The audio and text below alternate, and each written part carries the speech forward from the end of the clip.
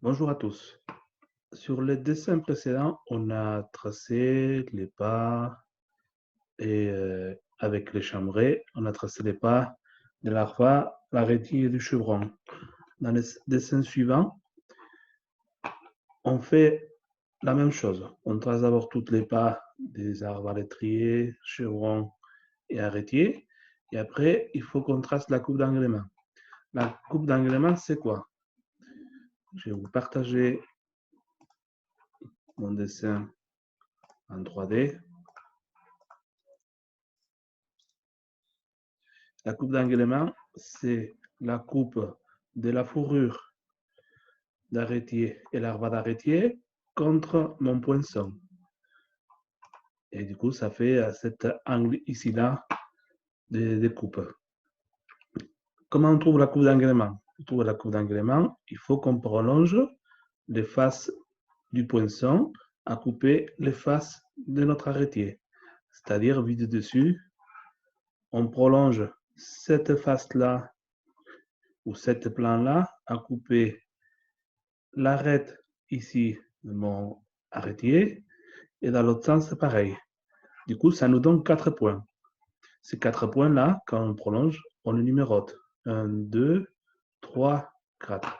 Mais en réalité, si ici on voit qu'il y a 4 points, en réalité, il y en a 8, puisqu'on a un point en haut, au-dessus, un point au-dessous. C'est toujours dessus, dessous. Du coup, en totalité, on aura 4 points. Et ici, on voit bien que j'ai prolongé les faces avec ces deux surfaces-là. J'ai prolongé les faces du poinçon à venir croiser les deux faces de l'arrêtier. À chaque fois qu'on veut trouver des coupes de pièces de bois, il faut bien prolonger les faces d'une pièce de bois qui vient couper les autres faces. Vous allez voir après par la suite pour la coupe d'arrêtier ou la coupe de lapin et ainsi de suite. Du coup, comment on représente ça sur la planche à dessin? Vous allez arriver sur cette planche à dessin. Comme on a dit tout à l'heure, vous tracez en premier lieu tous les pas et toutes les chambrées. Vous répétez la même chose que vous avez fait sur l'autre dessin. Sur l'autre dessin, je ne vous l'ai pas dit, mais ce qui est très important, c'est que dès que vous tracez des axes, la représentation des axes, c'est toujours comme ça. Un petit trait avec un grand trait. Toujours, toujours, toujours. Puisque comme ce n'est pas des pièces de bois, il faut qu'ils soient représentés comme ceci. Donc, une fois que vous avez refait toutes les pas, comment on trace l'élévation de l'arrêtier? Lorsque vous avez fait des raccords, on avait vu que la hauteur de couronnement, c'est partout la même. Du coup, si ma hauteur de couronnement au niveau du CE, c'est de 11 cm, ici, la hauteur de couronnement de mon arrêtier, ça va être également de 11 cm. Du coup, je commence à mettre ma hauteur de couronnement. Là, j'ai mis une hauteur,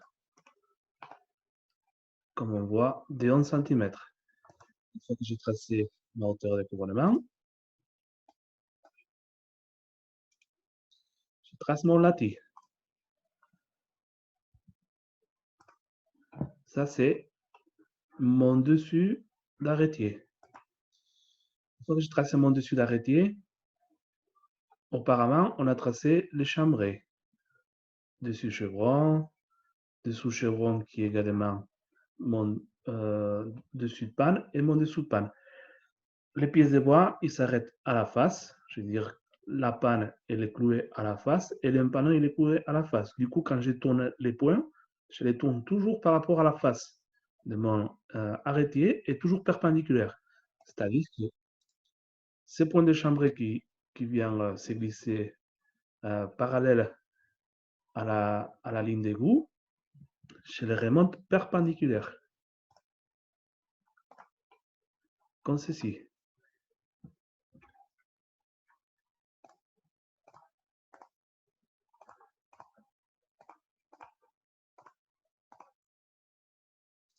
Du coup, je fais continuer ensuite mes flèches.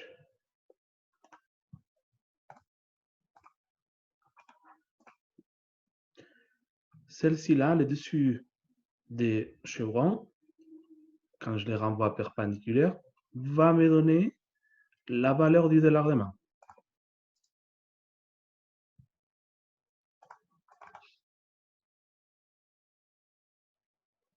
Le dessous des chevrons va me donner l'emplacement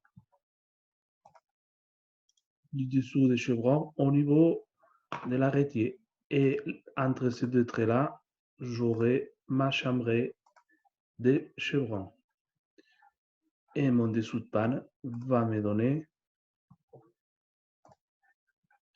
les dessous de la panne sur l'arrêtier, c'est-à-dire entre ces traits-là et ces traits-là, j'aurai après l'emplacement de ma panne. Mais ça, on le verra un peu plus tard. J'enlève tous ces traits-là. Et maintenant, on va tracer la coupe d'englement. Une fois que j'ai tracé mon arrêtier, pour tracer la coupe d'englement, on a dit qu'il faut prolonger les faces du poinçon à venir croiser cette face-là et cette face-là de mon arrêtier. Du coup, je les prolonge.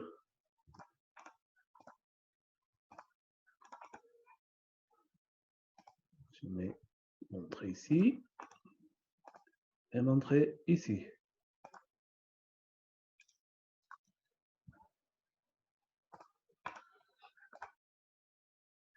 Ça. Et comme on peut voir, j'ai prolongé cette face-là à taper pour venir croiser cette arête-là de mon arrêtier et je fais la même chose de l'autre côté. Là, ça va créer 4 points, comme on a vu tout à l'heure. Je numérote.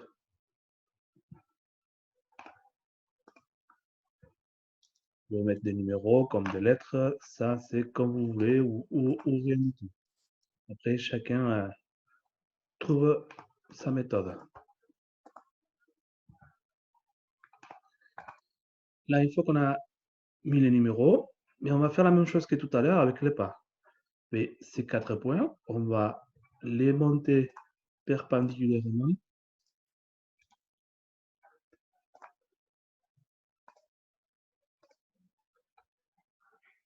à la ligne d'étrave ou à la face de l'arrêtier. Comme c'est un pavillon carré, on est bien d'accord qu'ici on a un angle à 45. Du coup, on a les points 1 et 4 qui sont confondus et les 3 et les 2 ils sont confondus. Ces points-là, je les envoie en haut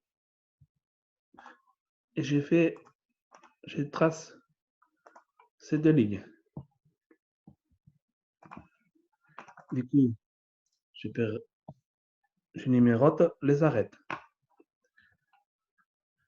Là, comme c'est vu de dessous, on vient de dire que les arêtes sont confondues. Du coup, j'ai un numéro 1 là et un numéro 1 là. Un numéro 4 ici, un numéro 4 ici. Comme on a vu tout à l'heure, on avait un point en haut et le même point qui était en haut, il était en bas. Mais je l'ai numéré comme ça.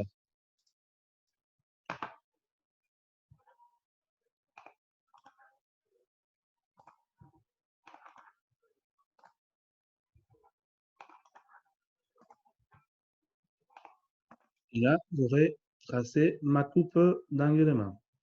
C'est-à-dire qu'après, quand je vais tracer ma piste de bois, je vais la positionner là-dessus et on tracera un point en haut et un point en bas. Et quand je croise, ça va me donner la coupe d'englement. Ça, une fois qu'on a fait ça, on peut tracer la vue de dessous. Comment je fais pour tracer la vue de dessous? Bon, déjà, je fais une parallèle par rapport à ces traits-là, n'importe où. On est bien d'accord que ça, c'est ma vraie grandeur. Ma vraie grandeur, comme c'est celui-là, là, j'ai tracé une perpendiculaire ici. C'est ça.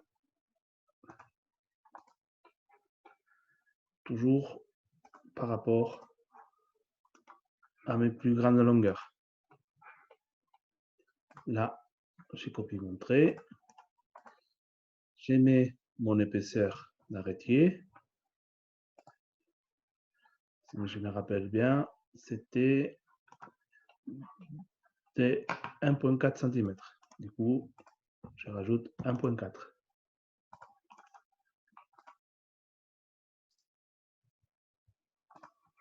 Là, je viens de tracer mon épaisseur et ma vraie grandeur d'arrêtier.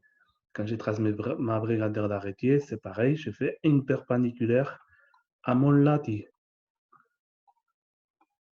Et ensuite, qu'est-ce que je fais? Pour tracer la coupe d'anglement but dessous, ben pareil, ces points-là, je les renvoie également perpendiculaires. D'abord, je renvoie les 4 du dessus et après, je renvoie les 4 du dessous. Puisqu'on a vu tout à l'heure qu'on avait 8 points. Du coup, perpendiculaire à la ligne de la tille, je renvoie encore 2 traits et par rapport au dessous, je fais la même chose. Quand j'ai fait la vue de dessous, le numéro 2 ici, qui est sur ce côté-là, quand je le bascule des fois, maintenant, il ne va plus être sur cette face-là, il va être sur cette face-là. On aurait un 6, un 2 là, et un 3 ici. Là, j'aurai les 4. Les 4, je l'aurai ici. Et les 1, je l'aurai ici. Et après, ici, j'ai les 2 qui est relié avec les 4 et les 3 qui est relié avec les 1. Ici, je fais pareil. Je fais une droite qui relie les 3 et le 1 et une autre droite qui relie les 4 avec les 2. Là, j'aurais tracé la coupe d'anglement de 4 points du dessus. Maintenant, je vais faire la même chose avec les 4 points du dessous. On verra après dans la 3D comment la forme de tout ça. Mais c'est la même chose. J'aurai 3, 4, 2, 1. Mais maintenant, ils vont être ici. Ça, c'est les 4 du dessus. Et celles qui sont en violet, c'est les 4 du dessous. Et je fais pareil. Je relie les 3 avec les 1, puisque ici, les 3, il est relié avec les 1.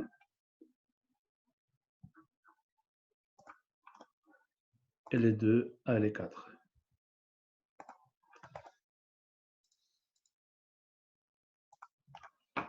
Et maintenant, toute cette surface-là, c'est ma coupe d'anglement vue de dessous.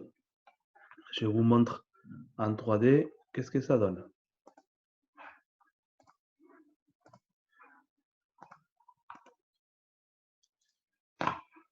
Là, on a les deux plans. Comme on a pu voir sur le dessin en 2 dimensions, à la planche à dessin, j'avais les points 2 qui est au-dessus et qui est en dessous. Le point 1 aussi, il est au-dessus et en dessous.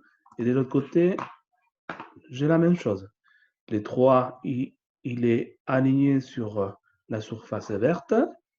Il est également en haut comme en bas. Et les 4, pareil. Du coup, la première chose qu'on a fait, nous, on était vite dessus comme ça. Et on a croisé les 4 points. Et c'est là, par rapport aux vues dessus, on les a remontés perpendiculairement.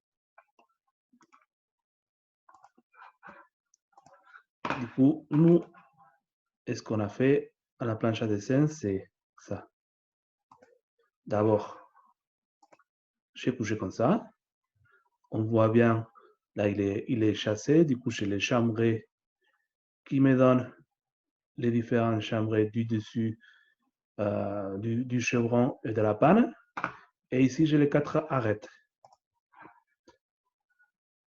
La 4 qui est confondue avec la 1 et ainsi de suite. Du coup, j'ai fait un premier comme ça et un deuxième comme ça. Je vois que j'ai 4 points au-dessus et 4 points en dessous. Et ces 4 points, mais je les ai reliés ensuite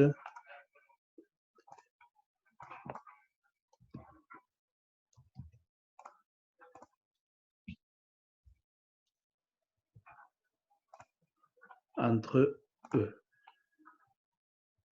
Les 2 avec les 4. Et le 1 avec les 3. Et ici, j'ai la même chose.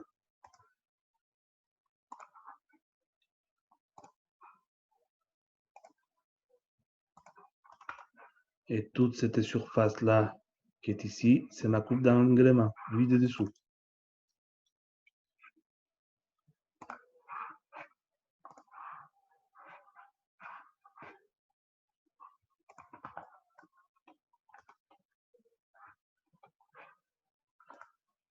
C'est ce qu'on vient de tracer sur mon dessin, sur ma planche à dessin, c'est ça. Et ce qu'on voit, c'est tout ça.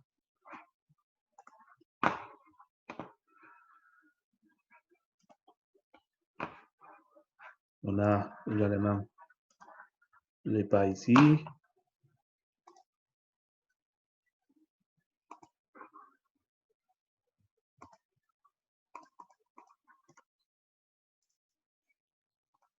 Et on revient à notre origine. Voilà, c'est tout pour la coupe d'englement. J'espère que vous avez compris. Bon courage pour la suite.